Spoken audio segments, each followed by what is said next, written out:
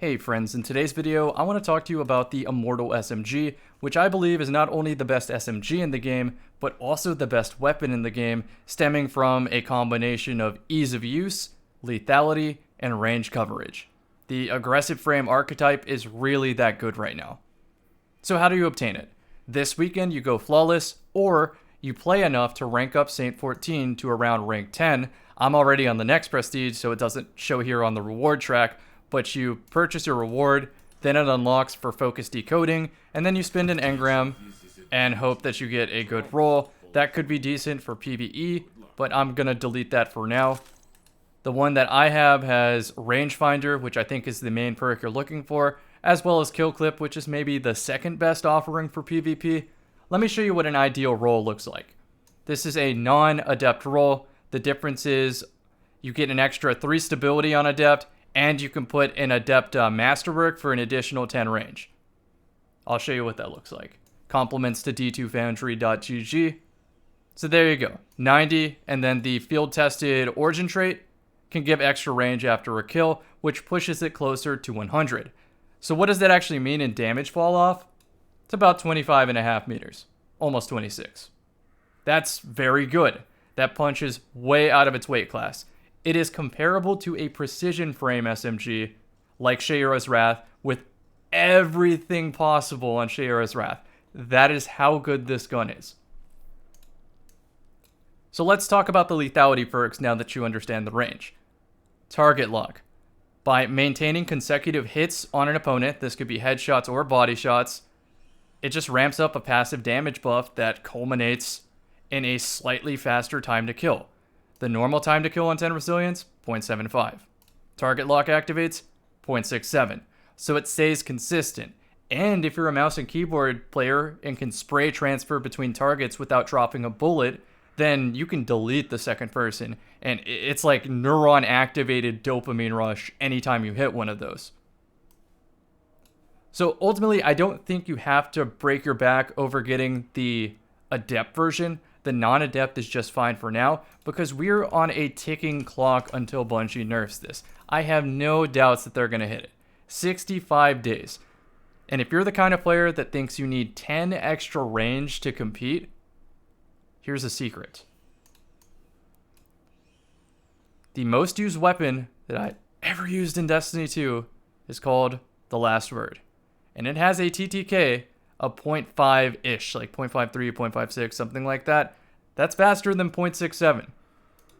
So if you really do think you need the extra 10 range for 1 meter of damage drop off, then just use the Last Word. Let's talk about the comparable SMGs to the Immortal. I know the Immortal is in the kinetic slot, it's a strand weapon, but I still want to compare it to the Aikilos SMG, since that used to be craftable and a lot of you have the patterns. If you don't, I believe Terminal Override frequently drops these and you'll be spending an eternity there anyway leveling up your character and getting other patterns and stuff while double dipping. Just look at the rep farm video. So if you go enhanced shoot to loot, extra 5 range, rangefinder, accurized rounds, full bore, range masterwork, 84 range, that's less than 90, so it's automatically worse than the Immortal. But the origin trait on Aikilos SMG is very good for multi-kills since breaking a shield refills the magazine. Now, if rangefinder was in the left column, I would argue I would like Aikilos better, but it's not. Still a goat for PvE though, still worth keeping in your inventory for using like Forerunner or something like that, since Forerunner can 3-tap now. For some reason, it just rounds up in a beneficial way to the player. The next one worth mentioning is Borrowed Time from Gambit. This season, they added the field-tested origin trait to it, so just like the Immortal, it can get a range boost just for getting a kill. If you notice, the zoom is 15, not 14, and it still has rangefinder, although when you stack all the range onto it, it's not 90. It still comes close. It's a little bit less than the Immortal, but some controller players might find that they like the added zoom a little bit better. Look at what tap the trigger can do to this type of weapon. The Immortal can also roll tap the trigger, which if you're a controller player, is arguably a great choice for trying to hit past damage drop-off, past aim assist drop-off.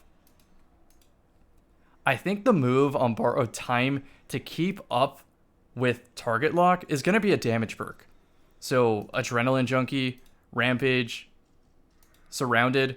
Surrounded comes up a lot for me, believe it or not.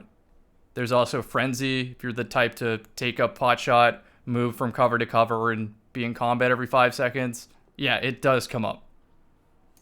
That's worth mentioning. In the Guardian games, we're going to get the Tidal SMG, which has the Classy Contender Origin trait, which cools down class ability for getting kills. There's also Hawkeye Breach armaments, which I always shout out for breaking barricades, but sometimes it's not worth spending your entire magazine to break a barricade just to be caught with a reload. So it can get rangefinder and dynamic sway reduction and accurized rounds, full bore, for 75 range, but only 10 stability. Another perk I want to shout out is Offhand Strike, which after a kill, turns it into the last word for a little bit. So I'm going to grind this out just for Offhand Strike and the fun I'm going to have with that. It also is Void, so you can have Gear Falcon interactions and Void subclass interactions that are really powerful. But if I'm going to do that anyway, I think I'm just going to use the Hero's Burden from Iron Banner because I personally like the Skulking Wolf Origin trait better, and I suspect that after a round of submachine gun nerfs in the future, Hero's Burden might be sitting pretty close to the top. Of course, there's also Shayura's Wrath, a precision frame that's also Void, and this is probably the best of all of them right now, but I can't say for certain that's going to be the way in the future. Also, this is Adept. Why do I have a normal Icarus grip on it? It should be a range masterwork. There we go. If you remember the title, it had 10 stability compared to a perfect Immortal at 28, and you don't even have to go full bore. You can go Hammerforge rifling or even small bore, and you're going to notice the ease of use go up, but the range drop off go down. And it's only going to be by like a meter or two, but you need to have the most range that you can possibly maintain while hitting all your shots for target lock. That's what makes the difference.